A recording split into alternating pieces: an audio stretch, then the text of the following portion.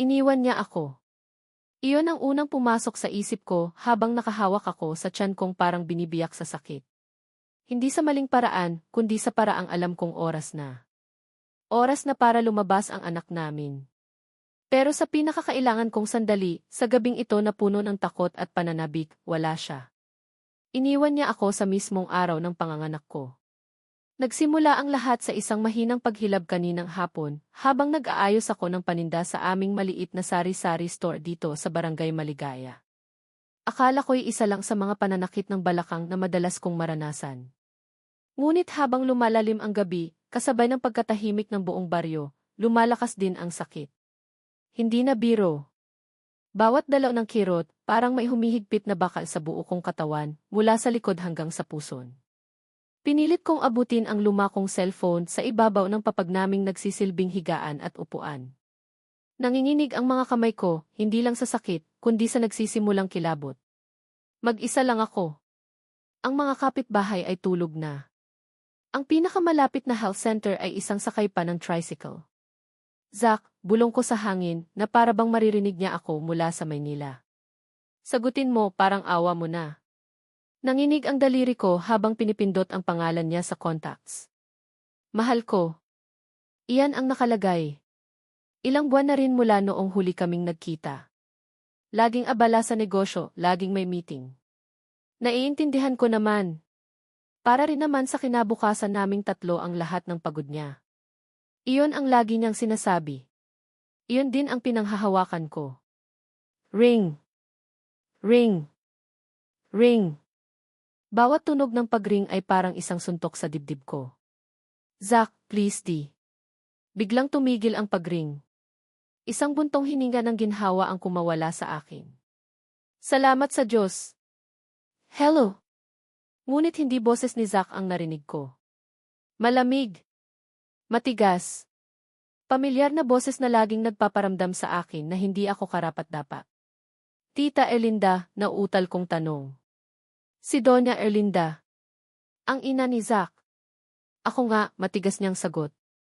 Bakit ka tumatawag sa ganitong oras ng gabi? Alam mo bang abala ang anak ko? May mahalaga siyang meeting.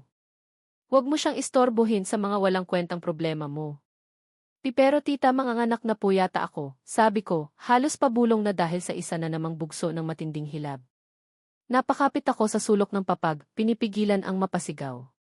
Kailangan ko po si Zach. Pakitawag po siya, parang awa niyo na. Isang tawang mapakla ang narinig ko mula sa kabilang linya. Isang tawa na parang yelo na tumusok sa puso ko. Manganganak. O baka naman nag-inarte ka lang para makuha ang atensyon niya, Anya. Alam mo, Maggie, matagal ko nang gustong sabihin sa'yo to, hindi ka nababagay sa pamilya namin. Isa ka lang simpleng tindera mula sa probinsya. Anong maibibigay mo kay Zach? Isang maliit na tindahan at isang anak na magiging pabigat lang sa kinabukasan niya. Hindi po totoo yan. Halos hindi ko na mahanap ang boses ko. Ang sakit ng tiyan ko ay parang lumipat sa dibdib ko. Mas masakit. Mas nakakamatay. Huwag ka nang umasa, iha, pagpapatuloy niya, bawat salita ay punyal. Kahit kailan, hindi ka magiging isang Villaverde. Pinakasalan ka lang ng anak ko dahil sa awa, dahil nabuntis mo siya. Pero ngayon, natauhan na siya. Pinipirmahan na niya ang mga papeles para sa isang malaking business deal na mag-aangat sa kanya. At sa mundong yon, wala kang lugar. Wala kayo ng magiging anak mo. Nasaan si Zach? Gusto ko siyang makausap, sigaw ko, hindi ko na napigilan ang mga luhang bumuhos sa aking mga pisngi. Ang galit at sakit ay naghahalo. Huwag mo na siyang hanapin. Kinalimutan ka na niya. At sa huling mga salitang iyon, ibinaba niya ang telepono. Toot! Toot! Toot! Ang tunog ng disconnected line ang pinakamasakit na narinig ko sa buong buhay ko. Mas masakit pa sa hilab na halos magpahiwalay sa kaluluwa ko sa aking katawan. Iniwan niya ako. Sa gitna ng sakit, sa gitna ng gabi, sa gitna ng panganganak ko, iniwan niya ako. O mas tamang sabihin, itinaboy ako ng ina niya. Pero pareho lang yon. Kung totoong mahal ako ni Zach, hindi niya hahayaang gawin ito ng ina niya. Tumayo ako, nanginginig, basang-basa ng pawis at luha. Wala akong ibang pagpipilian. Kailangan kong iluwal ang batang ito. Para sa akin. Hindi na para sa amin. Hirap man ay nagawa kong lumabas ng bahay at kumatok sa pinakamalapit na kapitbahay, kay Aling Nita. Nagising ang buong kabahayan nila sa hitsura kong parang basang sisiw na hinahabol ng kung ano. Diyos ko, Maggie. Oras mo na, sigaw ni Aling Nita, at dali-dali niyang ginising ang asawa niyang si Mang Romy, na siyang nagmamaneho ng nag-iisang tricycle sa kalye namin. Ang biyahe papuntang health center ay parang walang katapusan. Bawat lubak sa kalsada ay katumbas ng isang matinding paghilab. Nakakapit ako ng mahigpit sa braso ni Aling Nita, ang mga kuko ko'y bumaon na yata sa balat niya, pero hindi siya nagreklamo. Ang tanging naririnig ko lang ay ang pagdarasal niya at ang mabilis na pagpapatakbo ni Mang Romy. Sa isip ko, naglalaro ang mga huling salita ni Doña Erlinda. Kinalimutan ka na niya. Wala kang lugar. Samantala, sa isang malamig na conference room sa Makati. And so, with this partnership, Villaverde Holdings is poised to become a dominant force in the logistics industry within the next 5 years. Tumayo si Zach Villaverde, inayos ang kanyang mamahaling Italian suit. Umiti siya, isang ngiting sanay na sa mundo ng korporasyon, matalas, kumpiyansado, ngunit walang init. Sa harap niya ay ang mga board member ng isang international company. Ito na ang deal na ilang buwan niyang pinaghirapan. Excellent presentation, Jim F. Villaverde, sabi ng isang matandang dayuhan. Thank you, sir, magalang na sagot ni Zach. Kanina pa siya may nararamdamang kakaibang kaba, isang hindi maipaliwanag na bigat sa dibdib. Isinantabi niya ito bilang nerbiyos lang para sa presentation. Tiningnan niya ang kanyang Rolex. Halos 10:00 na ng gabi. Gusto na niyang umuwi at tawagan si Maggie. Namiss niya ang boses nito. Ang simpleng tawa nito na nagpapagaan sa lahat ng stress niya. Kinuha niya ang kanyang telepono mula sa briefcase. May isang missed call. Galing sa bahay. Siguro ay ang ina niya, nangangamusta lang. Tinext niya ito, Ma, how did the presentation go? I'm finishing up. We'll call Maggie after this. Agad na pumasok ang reply. It was a success, anak. They were very impressed. Don't worry about Maggie. Nakausap ko na siya. She's fine. Said she's feeling tired and will sleep early. Just focus on closing the deal. This is for your future. Nakahinga ng maluwag si Zach. Mabuti naman at maayos ang lahat. Ipinasok niya muli ang telepono sa briefcase. Hindi alam na sa parehong sandaling iyon, ang asawang sinabing maayos lang ay isinusugod na sa maliit na delivery room ng BFF. Maligaya Health Center. Hindi niya alam na ang katahimikang ipinagpapasalamat niya ay ang katahimikang nilikha ng isang kasinungalingan. Pabalik sa delivery room. Air pa, Maggie. Isa pa. Malapit na, sigaw ng midwife. Wala na akong lakas. Ang bawat pag-ere ay parang kumukuha ng buhay mula sa akin. Ang tanging nagpapalakas na lang sa akin ay ang galit. Galit kay Zach. Galit sa ina niya. Galit sa mundo. Bakit? Bakit sa akin nangyari to? Ano bang kasalanan ko? Ang magmahal ng isang taong akala ko'y mahal din ako. Sa huling bugso ng lakas na hindi ko alam kung saan nanggaling, isinuko ko ang lahat. Isang malakas na sigaw ang kumawala sa aking lalamunan, kasabay ng isang malakas na iyak ng isang sanggol. Lalaki. Ang gwapo, masayang sabi ng nurse habang inaabot sa akin ang maliit na nilalang na balot sa puting kumot. Nang sandaling iyon, nawala ang lahat ng sakit. Nawala ang galit. Nawala ang pagod. Ang nakikita ko na lang ay ang maliit na mukha, ang mapupulang labi, ang mga matang nakapikit pa. Ang anak ko. Hinalikan ko ang kanyang noo. Umiiyak ako, pero hindi na dahil sa sakit. Ito ay luha ng isang bagong uri ng pagmamahal, isang pagmamahal na alam kong ako lang ang magbibigay. Niyakap ko siya ng mahigpit. Dito sa maliit na kwartong ito, sa ilalim ng isang malamlam na bumbilya, sa gitna ng katahimikan ng probinsya, isang bagong buhay ang nagsimula. At isang lumang buhay ang nagwakas. Hindi ko na kailangan si Zach. Hindi ko na kailangan ang pangalan ng mga Villaverde. Ang kailangan ko lang ay ang anak ko. Tinitigan ko ang mukha niya, ang perpektong kopya ng mga mata ng ama niya. Pero sa akin siya. Akin lang.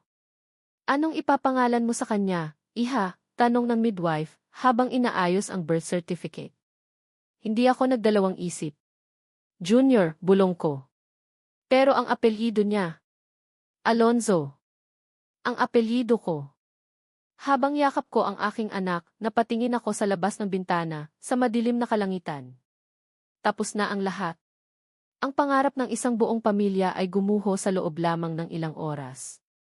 Ang pangakong binuo namin sa harap ng altar ay sinira ng isang tawag sa telepono. Wala na akong babalikan sa Maynila. Wala na akong aasahan. Dito na kami. Dito na kami magsisimula muli, kaming dalawa lang. Umiiyak, niyakap ko ang aking anak at ibinulong ang isang pangako, hindi sa kanya, kundi sa sarili ko, hindi kita pababayaan, anak. Kahit kailan. 6 na taon. 6 na taon na ang lumipas. Sa probinsya, ang 6 na taon ay sapat na para ang isang puno ng mangga ay mamunga. Sapat na para ang isang bagong tayong tulay ay maging luma. At sapat na para ang isang sanggol ay maging isang batang lalaking tumatakbo, nagtatanong, at nagpapangiti sa puso ng kanyang ina. Para sa akin, si Maggie Alonzo, ang 6 na taon ay isang mahabang paglalakbay ng pagtayo sa sariling mga paa, paglimot sa sakit, at pagyakap sa isang buhay na simple pero buo. Ma, tapos na po ako sa homework. Ang masiglang boses na iyon ang gumising sa akin mula sa pagkatulala sa harap ng mga nakahilerang dilata sa aming tindahan. Napangiti ako. Si Junior. Ang 6 na taon ko. Ang lakas ko. Tumakbo siya palapit sa akin mula sa loob ng aming maliit na bahay na kadugtong lang ng tindahan. Pawisan ang kanyang noo, may bahid ng dumi ang kanyang pisngi, pero ang mga mata niya, ang mga matang iyon na laging nagpapaalala sa akin ng isang nakaraang gusto ko mang ibaon ay hindi ko magawa, ay nagniningning. Good job, anak, sabi ko, sabay puna sa kanyang mukha gamit ang dulo ng duster ko. Nagmeryenda ka na ba? May tinira akong turon dyan. Opo, makinain ko na. Ang sarap, anya, sabay yakap sa bewang ko. Ma, si teacher po kanina, tinanong kami kung ano ng trabaho ng mga papa namin. Napatigil ako sa pag-aayos ng mga bote ng suka. Ito na naman. Ang mga tanong na alam kong darating pero laging mahirap sagutin. Huminga ako ng malalim bago humarap sa kanya, isang malumanay ng ngiti, isang ngiting sanay na akong isuot sa harap niya. Anong sinabi mo sa teacher mo, anak? Tanong ko, habang inaayos ang gusot sa kanyang damit. Sabi ko po, yung papa ko, nasa malayo po. Nagtatrabaho para sa amin, sagot niya, puno ng inosenteng pagmamalaki. Para akong sinaksak. Iyon ang laging kong sinasabi sa kanya. Isang kasinungaling ang binuo ko para protektahan siya, pero sa bawat pag-ulit niya nito, parang lason na unti-unting kumakalat sa sistema ko. Tama yon, anak, sabi ko na lang at ginulo ang buhok niya. Halika, tulungan mo na lang si mama dito. Pakicheck na kung mailaman pa yung garapon natin ng kending yema. Mabilis siyang tumalima, masaya na sa maliit na utos. Ganoon si Junior. Simple lang ang kaligayahan niya. Isang pirasong candy, isang bagong laro ang gawa sa lata, o ang makipaghabulan sa mga alagang manok sa likod bahay. Dito sa Barangay Maligaya, masaya kami. Simple ang buhay. Gigising kami sa tilaok ng manok, hindi sa ingay ng busina. Ang kinakain namin ay gulay na pinitas lang sa bakuran ni Aling Nita. Ang hangin ay sariwa at ang mga tao ay magkakakilala. Itinayo ko ang buhay na ito para sa kanya. Ang maliit na tindahan na sinimulan ko mula sa kakarampot na naipon at sa tulong ng mga kapitbahay ay sapat na para sa aming dalawa. May pagkain kami sa mesa, may bubong na sinisilungan, at higit sa lahat, may kapayapaan. Pero sa gabi, kapag tulog na si Junior at tanging tunog na lang ng mga kuliglig ang naririnig ko, bumabalik ang lahat. Ang pangungulila. Ang pakiramdam na may kulang. Na kahit gaano ko subukang punuin ang buhay namin, may isang espasyo na hinding-hindi ko mapupunan. Ang espasyo para sa isang ama. Ang anino ni Zach. 6 na taon. Ni minsan, hindi niya ako hinanap. Ni minsan, walang tawag, walang sulat, walang pagpaparamdam. Kinumpirma niyon ang lahat ng sinabi ni Doña Erlinda. Kinalimutan na nga niya kami. At habang masakit, iyon na rin ang tinanggap ko. Samantala, sa isang magarbong kondominium sa Maynila, ang hangin ay hindi sariwa. Amoy alak at kalungkutan. Nakatitig si Zac Villaverde sa isang baso ng whiskey, ang yelo sa loob ay matagal ng tunaw. Nakakalat sa mamahaling mesang gawa sa salamin ang mga bote ng alak, mga business proposal na hindi nabuksan, at isang lumang litrato na kupas na ang mga kulay. Sa litrato, nakangiti ang isang masayang mag-asawa, kuha sa isang simpleng beach sa Batangas. Ang babae, si Maggie, ay may suot na puting bestida at may bulaklak ng sampagita sa tainga. Ang lalaki, siya, ay nakayakap mula sa likod, ang mukha ay nakasubsob sa buhok ng asawa, ang mga mata ay nakapikit na parabang nilalasap ang sandaling iyon. Maggie, di. Bulong ni Zac sa kawalan, ang boses ay paos at puno ng sakit. Hinaplos niya ang mukha ni Maggie sa litrato. Nasaan ka na ba? 6 na taon. 6 na taong parang impyerno. Noong gabing iyon, pagkatapos ng matagumpay na meeting, umuwi siyang puno ng pananabik. Uwi siya sa probinsya kinabukasan para sorpresahin si Maggie. Dala niya ang magandang balita.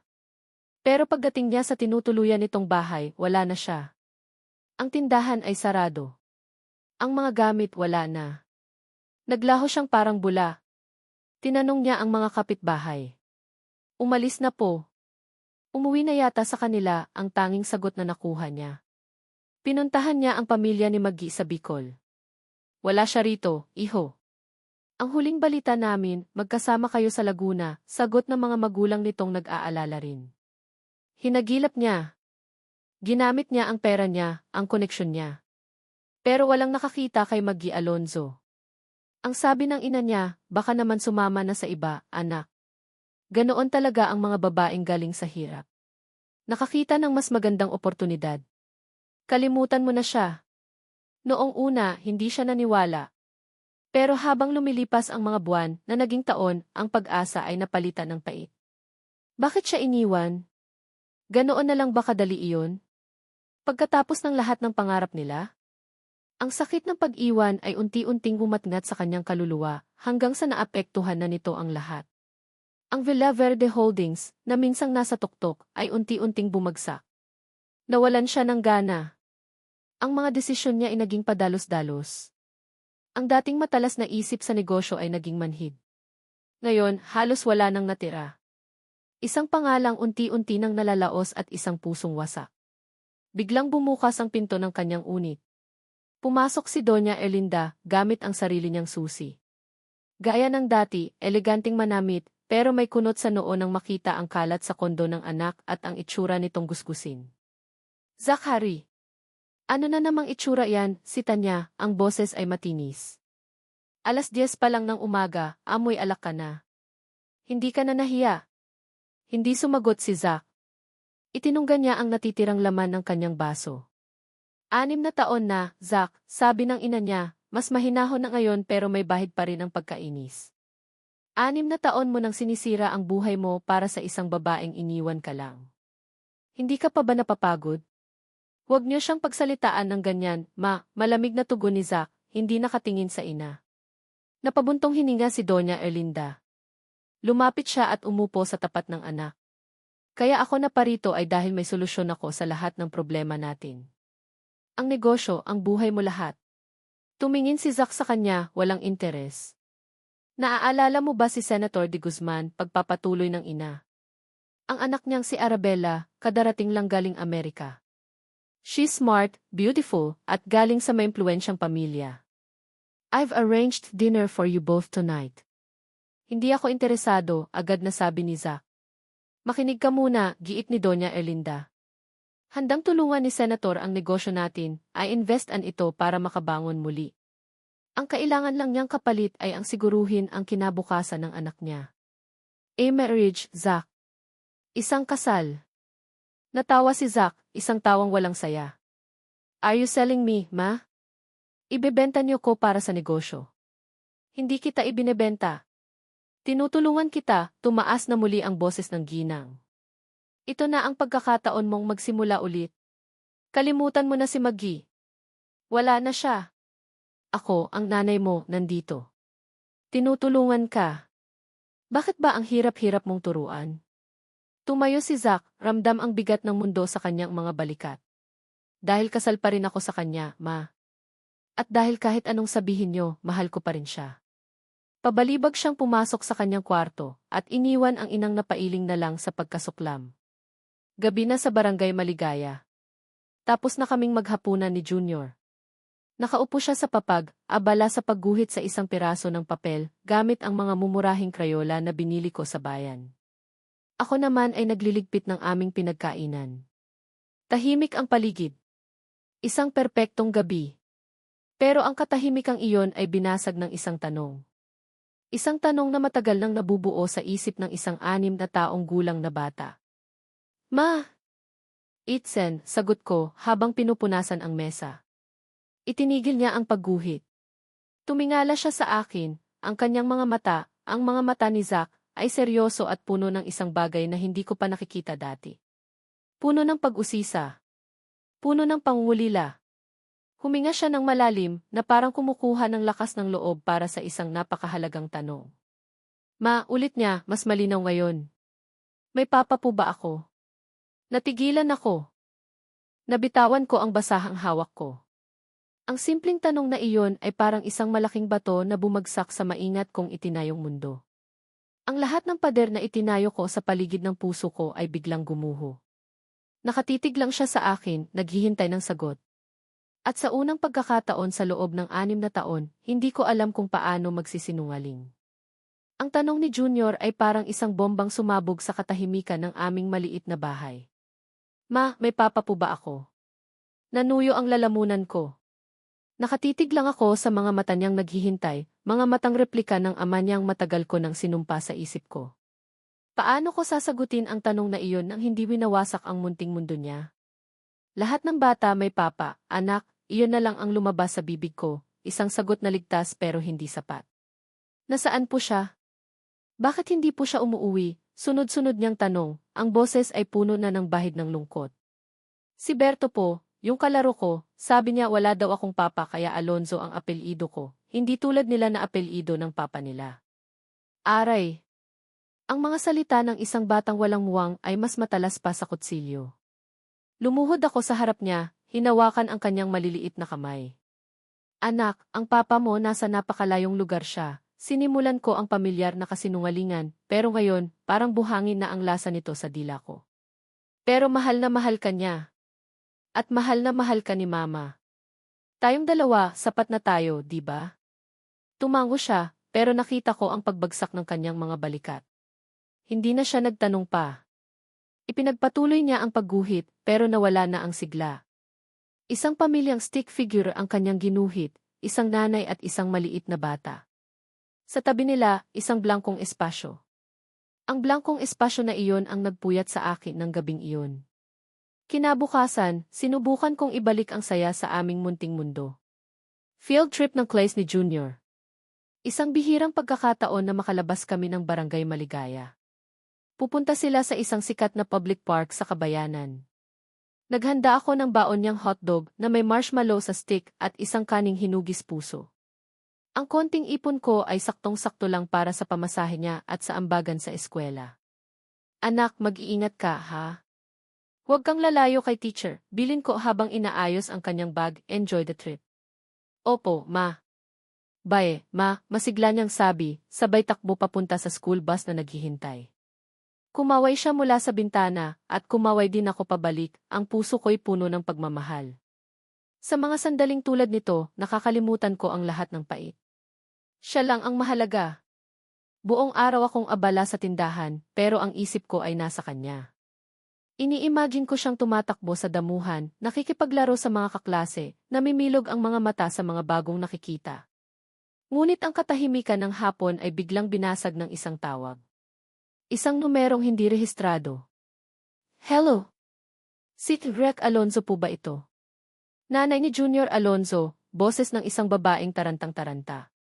Si Teacher Rina, ang advisor ni Junior. Opo, ako nga po.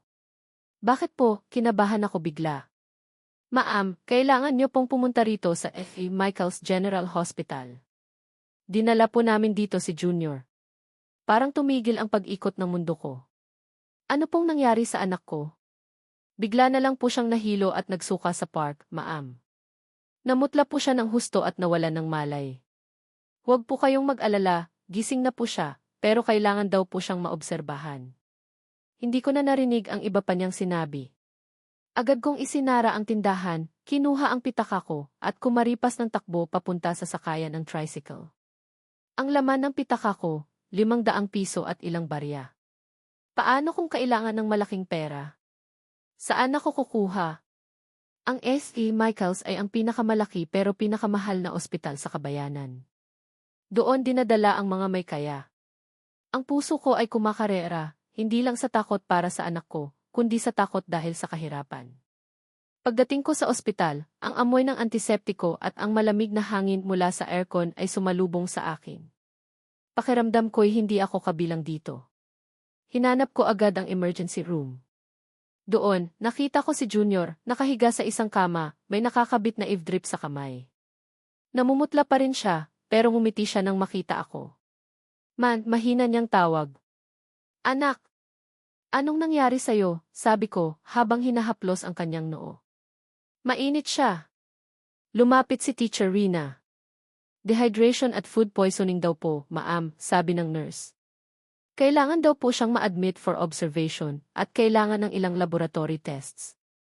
Lumapit sa amin ang isang nurse na may hawak na clipboard. Ma'am, kailangan niyo na po sanang mag-down payment sa cashier para maproseso ang admission niya. Magkano po, tanong ko, nanginginig. Initial deposit po is 5,000 pesos, ma'am. 5,000. Para akong binuhusan ng malamig na tubig. Saan ako kukuha ng ganoong halaga? Ang buong paninda ko, kahit ibenta ko lahat ngayon, ay hindi aabot doon. Wala po akong ganyang kalaking pera ngayon, sabi ko, ang boses ko'y basag. Pwede po bang itest nyo na lang muna siya? Babayaran ko po, mangungutang po ako. Tiningnan ako ng nurse mula ulo hanggang paa, ang tingin niya ay puno ng pagtatasa. Pasensya na po, ma'am. Hospital policy po. Hindi po kami pwedeng mag-proceed hanggat walang bayad. Gumuho ang mundo ko. Ang anak ko, may sakit, nangangailangan ng tulong, pero tinatanggihan kami dahil wala kaming pera. Napaupo ako sa isang tabi, napasabunot sa sarili kong buhok. Ano nang gagawin ko? Maggie? Isang pamilyar na boses ang tumawag sa pangalan ko. Tumingala ako at nakita ang isang lalaking nakaunipormeng puti ng nurse. Matangkad, nakasalamin at may mabait na ngiti. Paolo, gulat kong tanong. Si Paolo, ang dati kong kaibigan noong high school. Ang huling balita ko sa kanya ay nag-abroad. Maggie, ikaw nga, sabi niya, lumapit sa akin. Anong ginagawa mo rito? Ayos ka lang? Tiningnan niya ang umiiyak kong mukha, tapos ay si Junior na nakahiga sa kama. Anak mo. Tumango lang ako, hindi makapagsalita dahil sa paghikbi. Anong problema? Wala akong pambayad, Paolo, umamin ako, hiyang-hiya. Kailangan daw ng 5,000. Tiningnan ni Paolo ang chart ni Junior. Dehydration. Kailangan lang to ng DE fluids at observation. Teka, ako nang bahala. Kakausapin ko ang doktor na nakaduty. Huwag kang mag-alala. Umalis siya at pumasok sa isang pinto na may nakasulat na Doctor's Lounge. Para akong nabunutan ng tinik. Isang anghel na ipinadala ng langit. Ilang minuto lang, bumalik si Paolo, kasama ang isang doktor. Nakasuot ito ng puting coat, matangkad, at may otoridad sa kanyang tindig. Nakatalikod dito sa akin, kausap ang isang nurse. Just monitor the patient's vitals and continue the hydration.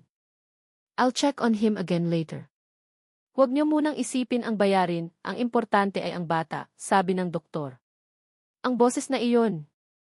Ang boses na iyon. Parang isang kulog na dumagundong sa buong pagkatao ko. Isang boses na 6 na taon kong sinubukang kalimutan pero nakatatak pa rin sa bawat sulok ng alaala ko. Dahan-dahang humarap ang doktor. Ang kanyang mga mata, na dati puno ng pagmamahal para sa akin, ay ngayon ay nanlilisik sa pagkabigla. Ang kanyang panga ay tumigas.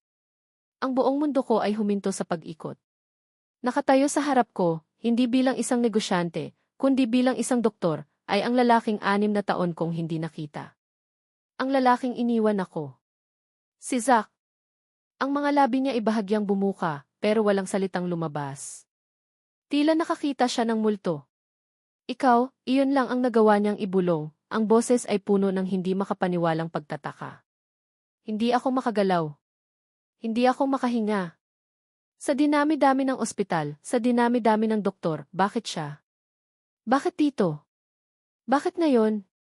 Ang mga mata ni Zack ay lumipat mula sa akin papunta sa batang nakahiga sa kama. Nakita niya ang namumutlang mukha ni Junior. Nakita niya ang mga matang kamukhang-kamukha ng sa kanya. Ang pagkabigla sa kanyang mukha ay napalitan ng kalituhan, pagkatapos ay ng isang dahan-dahang pagka-unawa. Isang katotohanang sumasampal sa kanya ng mas malakas pa sa kahit anong sampal. Dr. Zack, siya po ang ina ng pasyente, sabi ni Paolo, na walang kaalam-alam sa bolta-boltaheng kuryenteng dumadaloy sa pagitan namin ni Zack. Hindi pinansin ni Zack si Paolo. Ang mga mata niya ay nakapako pa rin kay Junior, pagkatapos ay bumalik sa akin, naghahanap ng sagot, humihingi ng kumpirmasyon. Ang katahimikan sa loob ng ET ay mas nakakabingi pa sa sirena ng ambulansya. Anong pangalan ng bata? Tanong ni Zack, ang boses ay nanginginig, hindi na bilang isang doktor, kundi bilang isang lalaking natuklasan ang isang lihim na maaaring magbago ng lahat. Ang nurse na may hawak ng clipboard, na hindi rin nakakaramdam sa tensyon, ang sumagot. Ayon po sa records dito, Doc, ang pangalan niya po ay Junior Alonzo. 6 years old.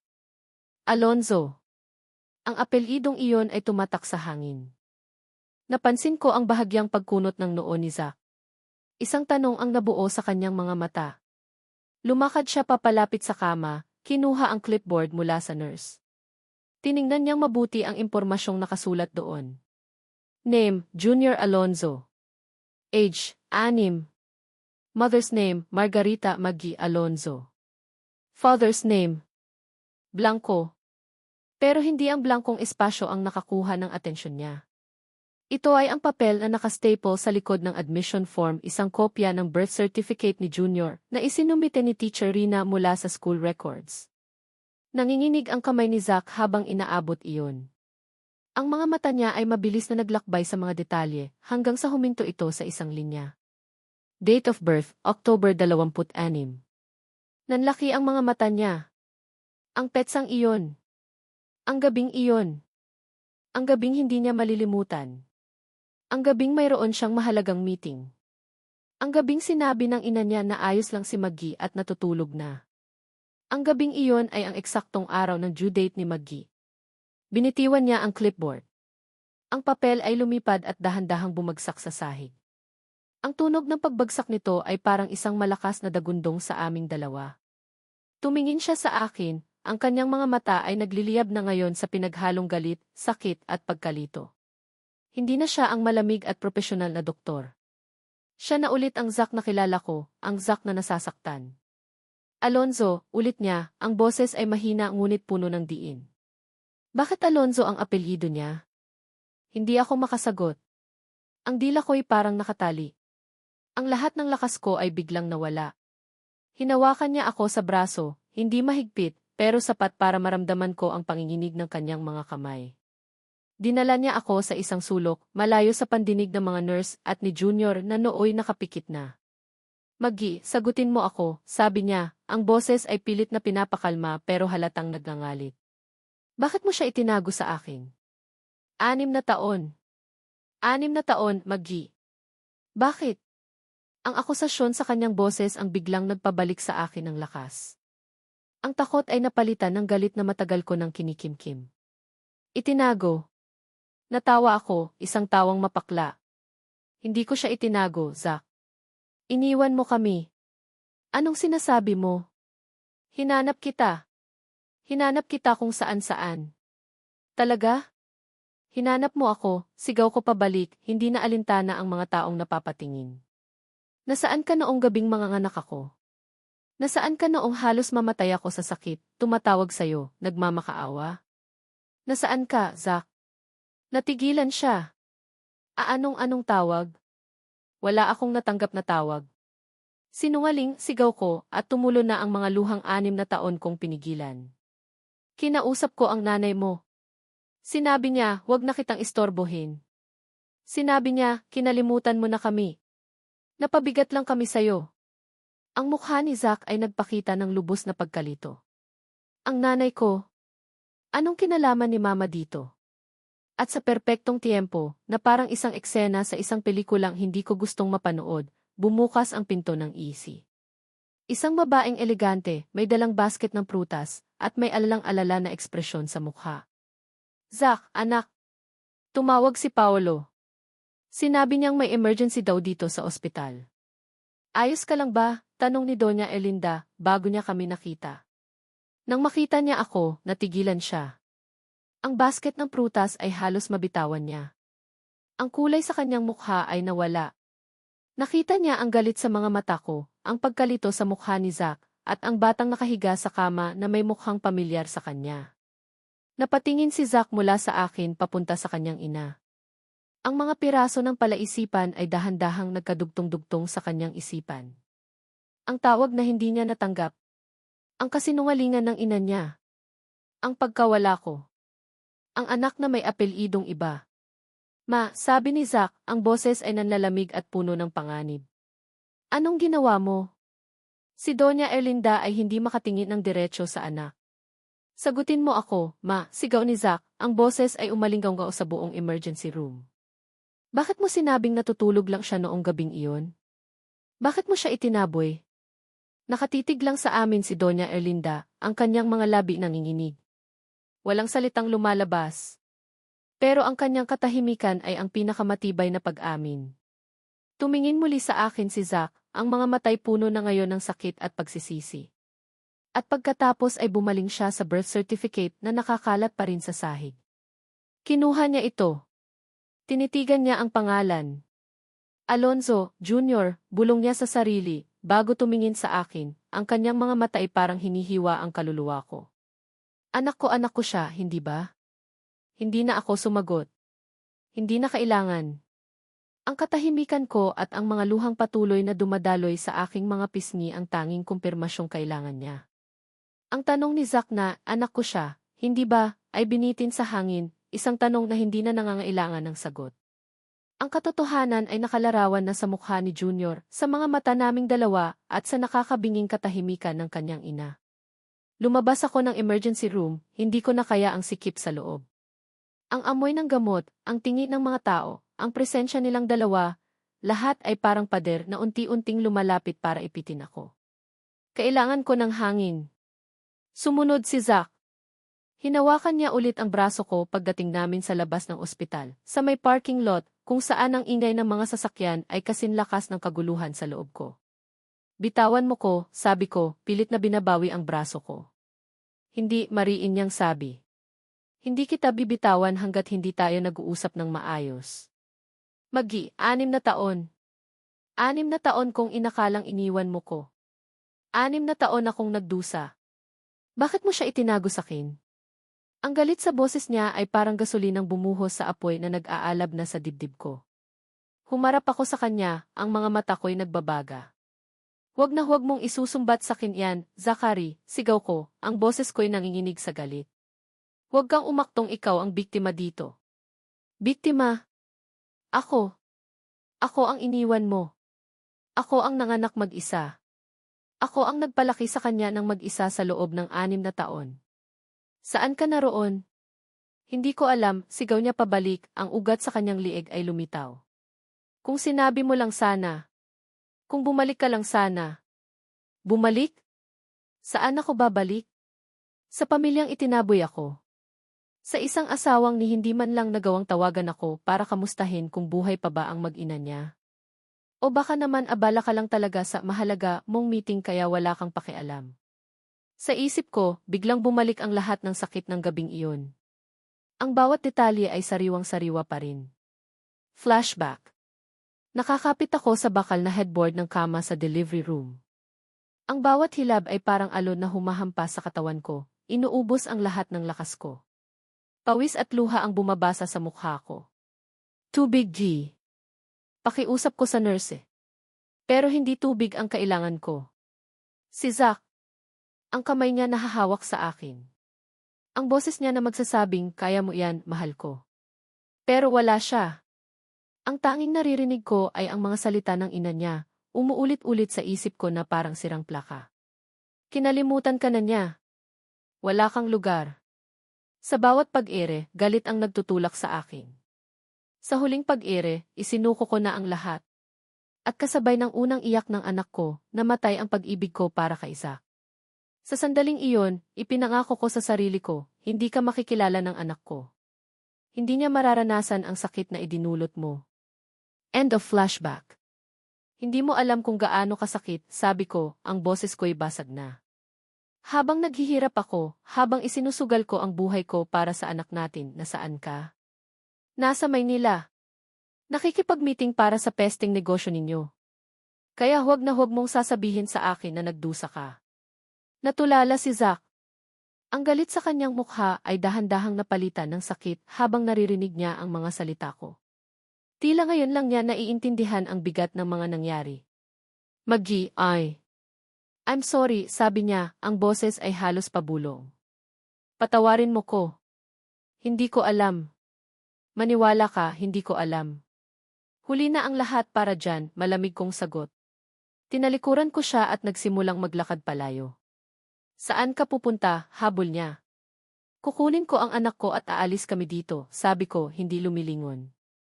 Hindi pwede, mabilis niyang sabi at humarang sa daraanan ko. Anak ko rin siya, Maggie. May karapatan ako sa kanya. Karapatan? Natawa ako ng mapakla.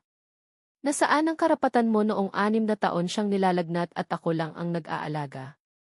Nasaan ang karapatan mo noong unang beses siyang nagsalita at mama ang sinabi niya?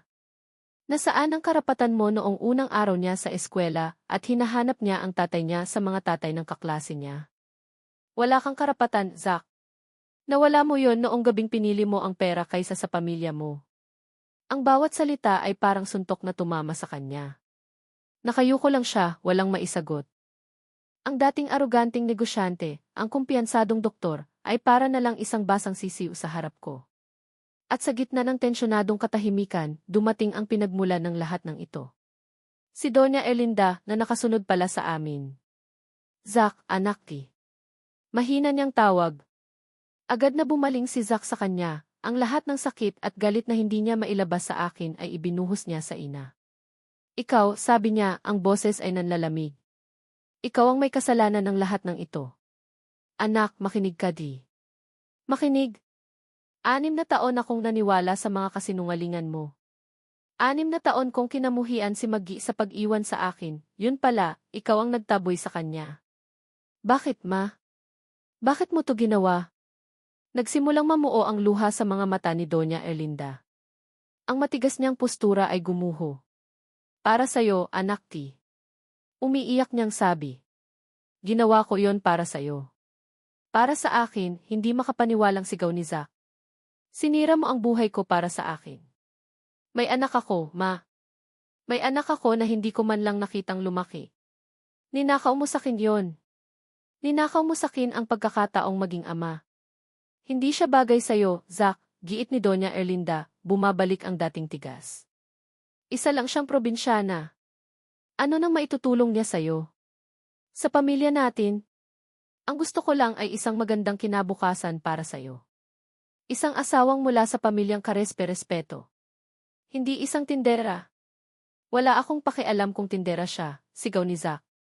Mahal ko siya. Siya ang pamilya ko. Ang pamilyang sinira mo. Napatakip ng bibig si Doña Erlinda, umiiyak na ngayon ng tuluyan.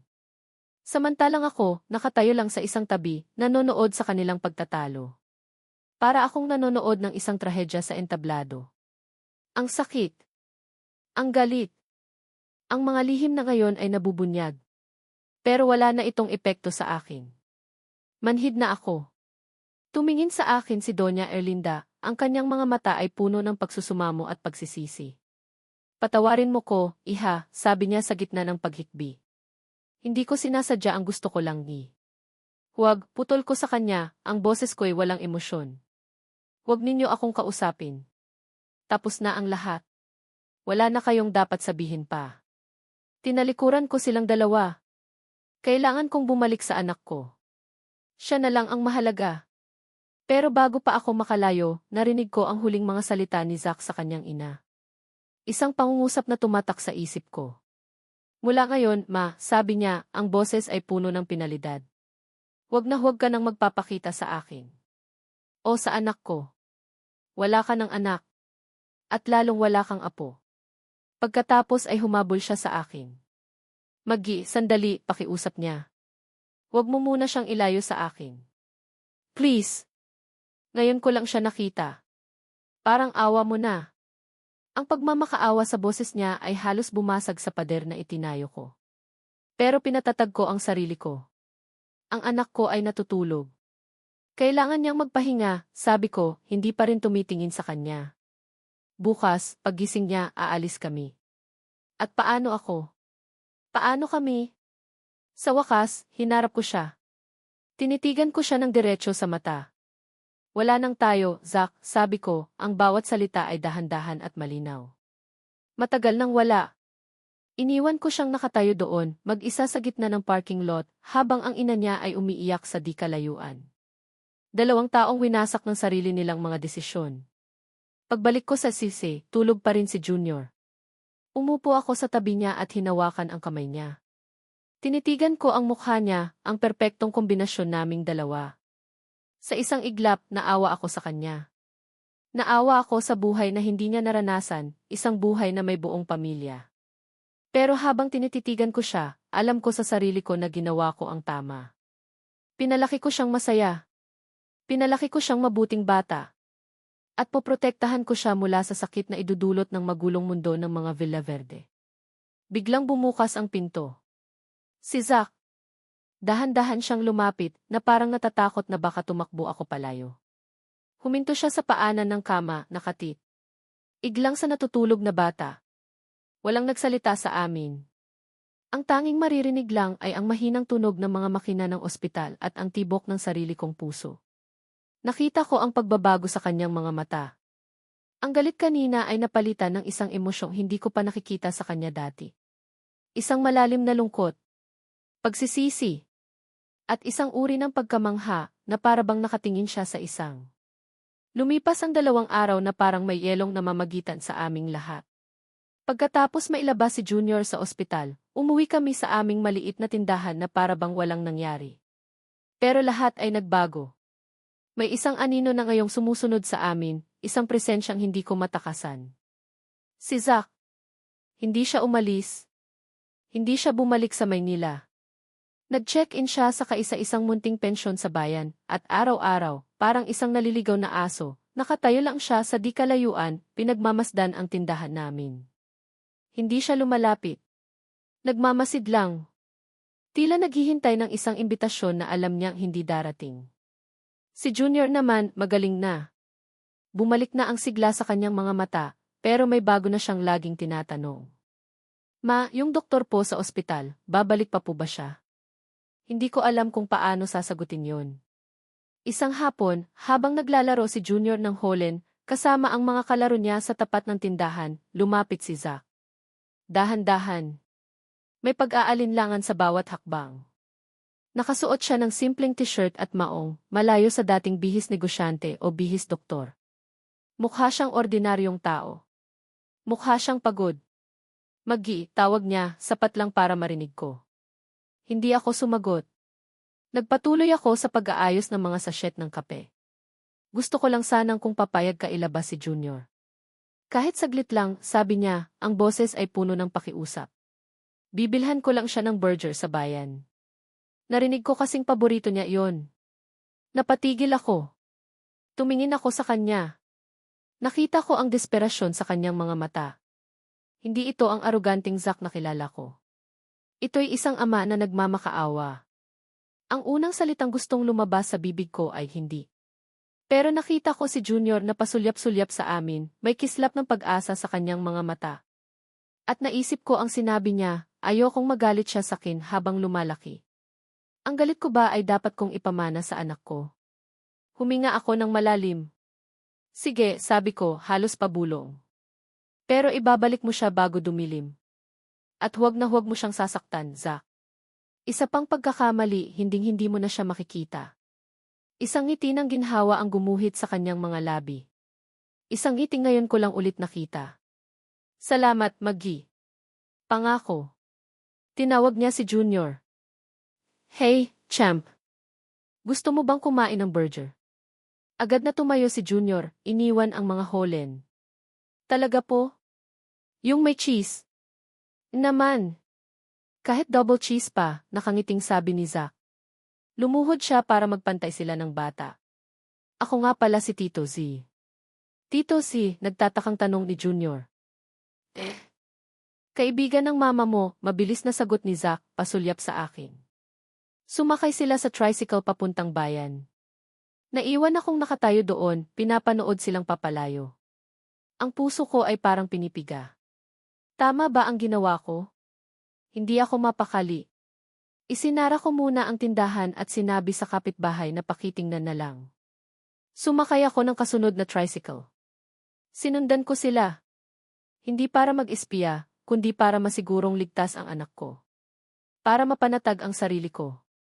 Mula sa di kalayuan, sa likod ng isang poste, pinanood ko sila sa isang maliit na burger joint. Nakaupo sila sa isang mesa sa labas. Nakita ko kung gaano ka-awkward si Zack sa simula. Hindi niya alam kung anong sasabihin.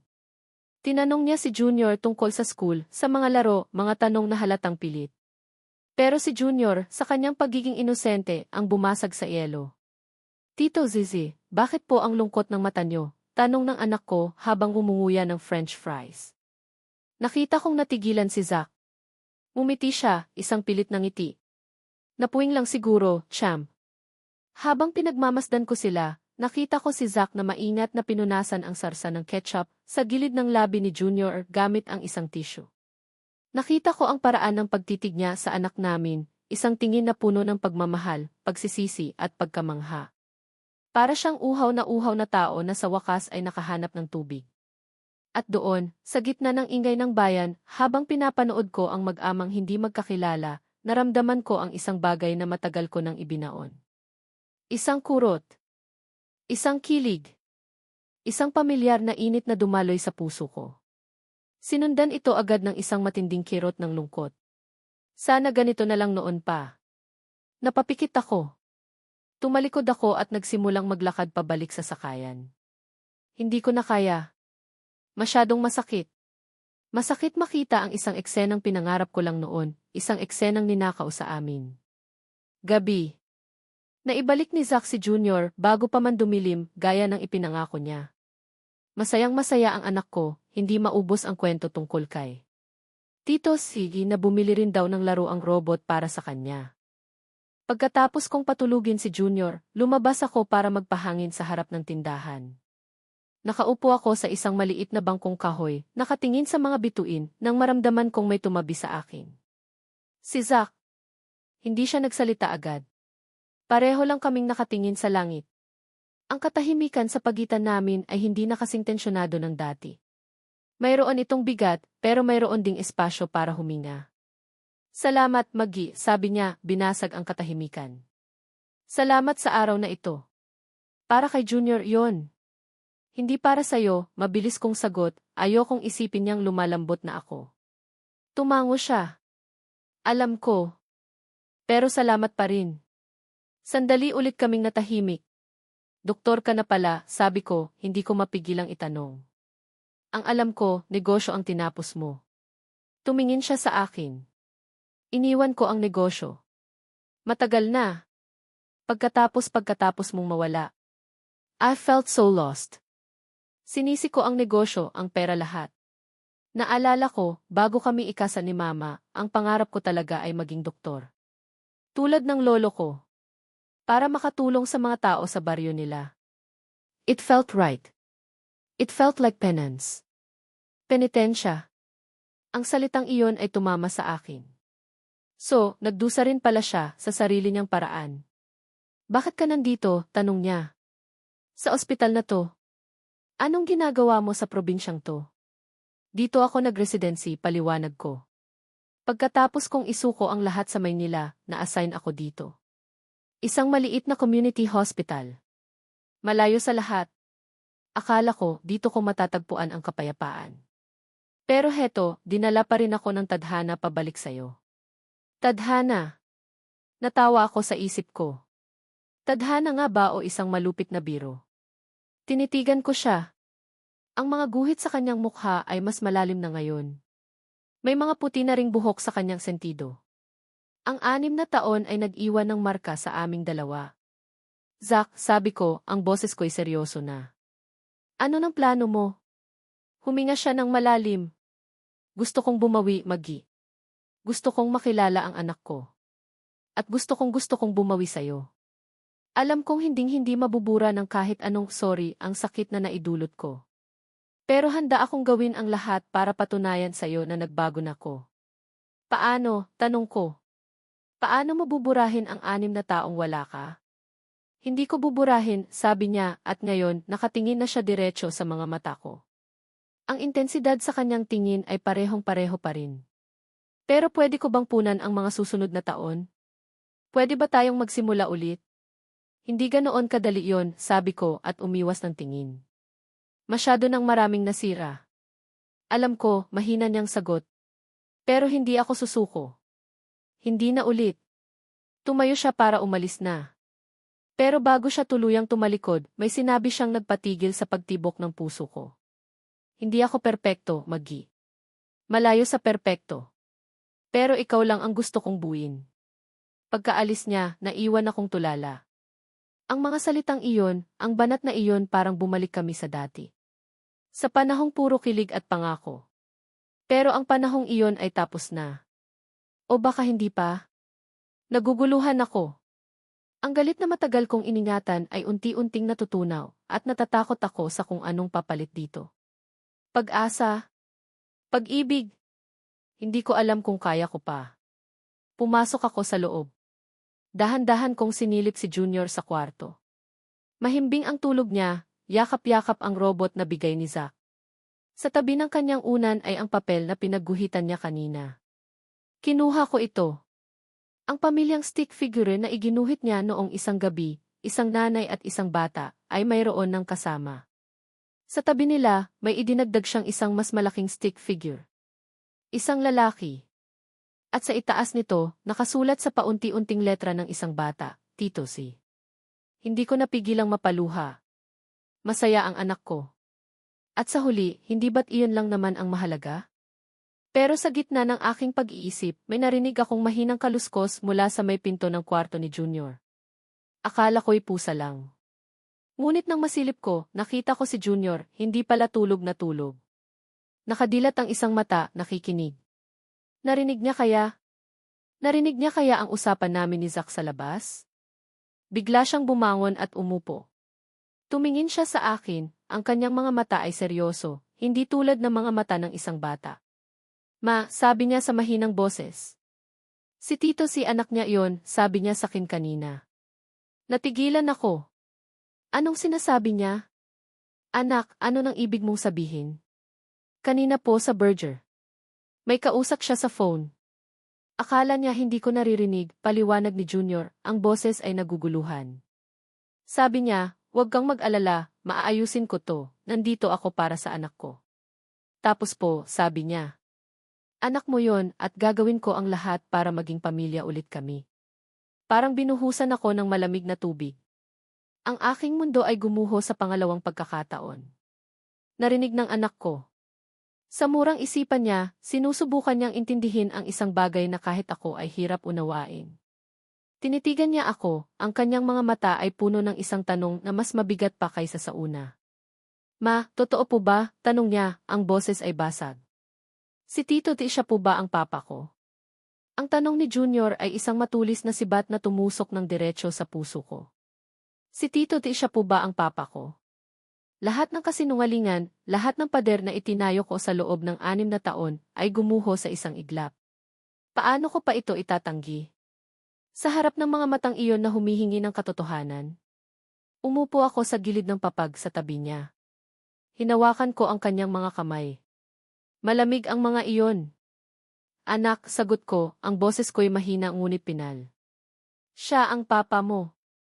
Nakita ko ang pagbabago sa mukha ni Junior. Ang pagkalito ay napalitan ng wala.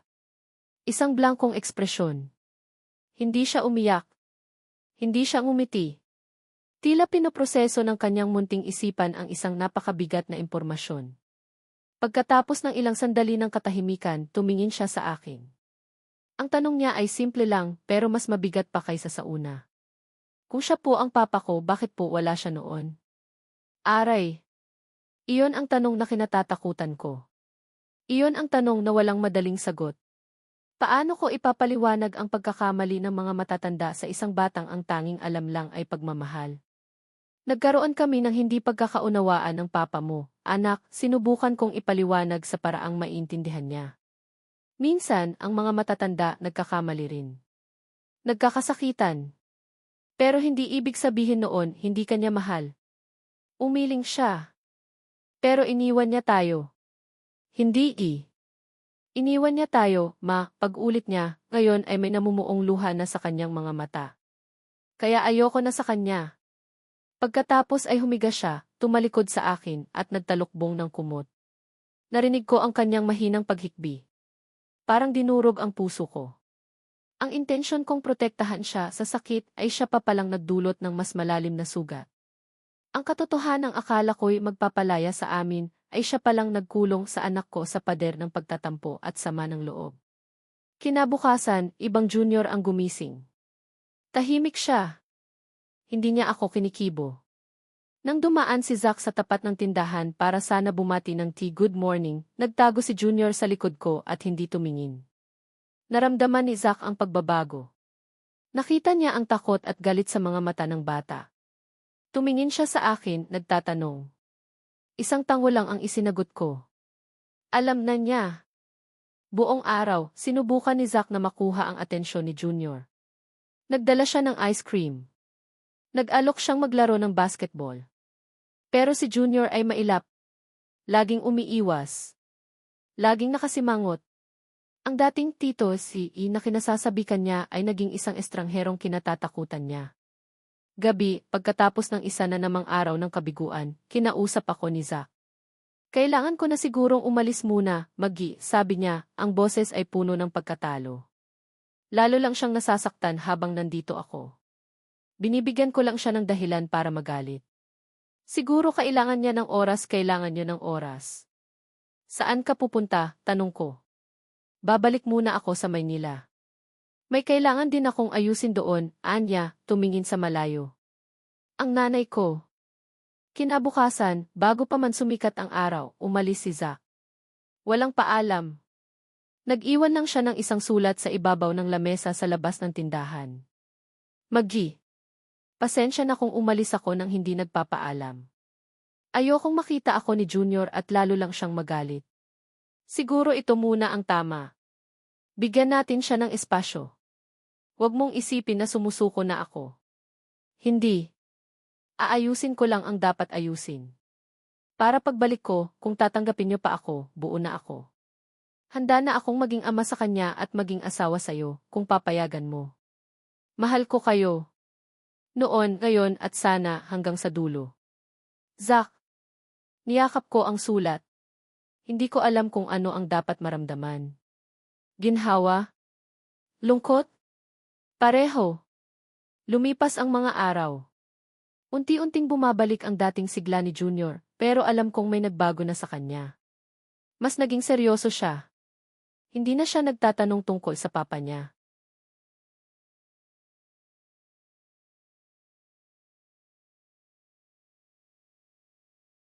Na para bang isinara na niya ang pinto sa bahaging iyon ng buhay niya. Isang araw, habang nagdidilig ako ng halaman, isang itim na van ang huminto sa tapat ng tindahan.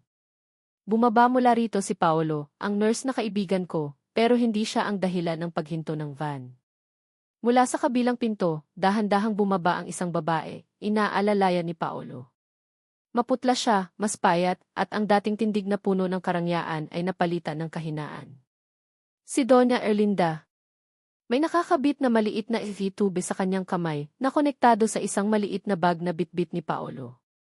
Magi, tawag niya, ang boses ay mahina at garalgal. Natigilan ako. Ano nang ginagawa niya rito? Na-mouth stroke siya noong 1 linggo, paliwanag ni Paolo. Tumawag sa akin si Sir Zack. Pinakiusapan akong dalhin dito si Maam. Gusto ka raw niyang makausap. Tiningnan ko si Doña Erlinda. Ang babaeng minsan ay tiningala ko sa takot at kinamuhian ko sa galit ay nakatayo ngayon sa harap ko, mukhang marupok at nanghihina. Iha, sabi niya, at sa unang pagkakataon, nakita ko ang totoong luha sa kanyang mga mata. Hindi luha ng pagkukunwari, kundi luha ng tunay na pagsisisi. Patawarin mo ko. Hindi ako kumibo. Alam kong huli na ang lahat, pagpapatuloy niya, umiiyak. Alam kong wala ng salita ang makakapagbalik sa mga taon na ninakaw ko sa inyo. Pero gusto kong malaman mo nagsisisi ako. Araw-araw, gabi-gabi, binabangungot ako ng ginawa ko. Ang kasakiman ko sa yaman at pangalan sinira nito ang sarili kong anak. Sinira nito ang pamilya natin. Lumapit siya, bawat hakbang ay mabigat. Wala akong hihilingin sa'yo, Maggie. Hindi ko hinihiling na patawarin mo ko ngayon. Ang gusto ko lang sana balang araw hayaan mong makita ko ang apo ko. Kahit sa malayo lang. Gusto ko lang masilayan ang batang ninakawan ko ng isang buong pamilya. Ang kanyang mga salita, ang kanyang itsura, ang kanyang pagpapakumbaba ay unti-unting lumulusaw sa yelo sa puso ko. Sa harap ko ay hindi na ang matapobreng Doña Erlinda. Kundi isang ina na nasasaktan, isang lola na nangungulila. Ang galit na 6 na taon kong inipon ay biglang parang bulang naglaho. Ang natira ay awa. At sa sandaling iyon, ang kwento ay kumalat na sa buong barangay. Ang tsismis ay mas mabilis pa sa hangin. Ang pagdating ni Zack, ang pag-alis niya, at ngayon, ang pagdating ng kanyang ina. Alam na ng lahat. Alam na nila na si Junior ay isang Villaverde. Gabi. Kaming dalawa lang ni Junior. Matapos ang mahabang katahimikan, nagsalita siya. Ma, galit ka pa po ba kay Lola? Tanong niya. Nakita pala niya ang pagdating ni Doña Erlinda kanina. Umiling ako. Hindi na, anak. Ang pagpapatawad, hindi para sa taong nagkasala sa'yo. Para sa sarili mo. Para gumaan ang dibdib mo. Tumingin siya sa akin. So, hindi ka na rin po galit kay Papa? Huminga ako ng malalim. Hindi na rin, anak. Tumango siya. Pero bakit po siya umalis ulit? Kailangan niyang ayusin ang mga bagay-bagay, anak. Para sa atin. Tinitigan niya ako, ang kanyang mga mata ay puno ng isang karunungang higit pa sa kanyang edad. Ma, mahal niyo pa po ba si Papa? Ang tanong na iyon. Ang tanong na iniiwasan ko. Tumingin ako sa labas ng bintana, sa madilim na gabi. Anak, pag-amin ko, hindi lang sa kanya, kundi sa sarili ko. Mahal ko pa rin siya. 1 linggo pa ang lumipas. Isang gabi, habang nagsasara na ako ng tindahan, may isang tricycle na huminto. Bumaba si Zack. Mukha siyang mas pagod, pero may bagong determinasyon sa kanyang mga mata. Hindi siya nagsalita. Lumapit lang siya at iniabot sa akin ang isang sobrang kulay brown. Binuksan ko ito. Sa loob, isang birth certificate. Ang birth certificate ng anak ko. Pero may nagbago. Name, Junior Alonzo Villaverde. Tumingin ako sa kanya, nagugulat. Inayos ko na, sabi niya. Nag-file ako ng petition. Legal na siyang Villaverde. Dala na niya ang pangalan ko. Zaki. Pero may kulang pa, Maggie, sabi niya, at hinawakan niya ang kamay ko. Ang init ng kanyang palad ay pamilyar pa rin. May kulang pa tayo. Tumingin siya sa mga mata ko, ang kanyang puso ay nasa kanyang mga palad. Mahal pa rin kita. At alam kong kahit konti, mahal mo pa rin ako. Tama na ang 6 na taong nasayang. Ayoko nang maging multo na lang sa buhay ninyo. Gusto kong maging totoo. Gusto kong maging pamilya. Hindi ako nakasagot. Pero ang paghawak ko pabalik sa kanyang kamay ay sapat ng sagot. May kulang pa nga. May isang seremonyang kailangang ulitin. Isang pangakong kailangang buuin. Ang araw ng pista sa Barangay Maligaya ay laging pinakahihintay ng lahat. Ang hangin ay amoy bagong lutong bibingka at puto bumbong. Ang bawat kanto ay may mga banderitas na may iba't ibang kulay. Ang ingay ng mga batang naglalaro, ang tugtog ng malakas na musika mula sa mga videoke, at ang halakhakan ng mga magkakapitbahay ay lumilikha ng isang perpektong symphony ng kagalakan. Pero para sa akin, ang pistang ito ay iba. Espesyal. Sa gitna ng plaza, May isang maliit na entablado kung saan gaganapin ang koronasyon ng Little Vs. Maligaya, isang taunang patimpalak para sa mga bata. At ngayong taon, ang anak ko ang isa sa mga kalahok. Ma, ayos na po ba ang buhok ko? Tanong ni Junior habang pinapagpagan ang kanyang maliit na barong Tagalog. Siya ang pambato ng aming purok para sa titulong Little Prinsipe. Ayos na ayos, anak. Ang gwapo-gwapo mo, sabi ko, sabay ayos sa kanyang kwelyo. Napangiti ako. Sa likod niya, nakatayo si Zack, suot din ang isang barong, at nakangiti habang pinapanood kami. Sa loob ng nakalipas na ilang linggo, naging pamilyar na muli ang presensya ni Zack sa buhay namin. Hindi na bilang titos, kundi bilang si Papa.